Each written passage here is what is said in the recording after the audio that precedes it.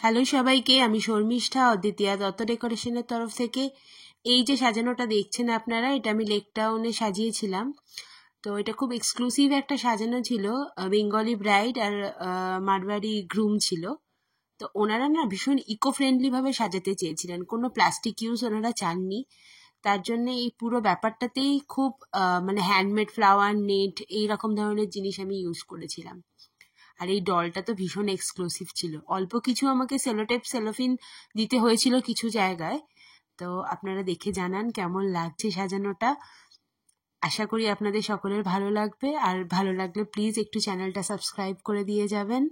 আর আপনাদের স্পেশাল অকেশনের তত্ত্বগুলো যদি এইভাবে সাজাতে চান, স্ক্রিনে দেওয়া আমার নাম্বারে অবশ্যই যোগাযোগ করবেন। সকলে খুব খুব ভালো থাকবেন, অদ্বিতীয়ার সাথে থাকবেন। আর দেখুন, এটা একটা ছোট আমি গাড়ি টাইপের করেছি ড্রাই ফ্রুটস দেওয়ার। আর ডলটা তো আমার নিজেরই ভীষণ পছন্দের ডল। ডলটা একটা শাড়ি পরানো, আর তারপর ওনারা যে গাঁটছড়া যেটা দেন আর কি মারওয়ারিরা, সেটা দিয়ে ওই সাইডে, ডলের সাইড দিয়ে ওড়না টাইপ করা রয়েছে। আর কোনো ট্রেতে কিন্তু আমি কোনো সেলোফিন ইউজ করিনি। ওনারা বলেছিলেন জাস্ট ওপেন থাকবে।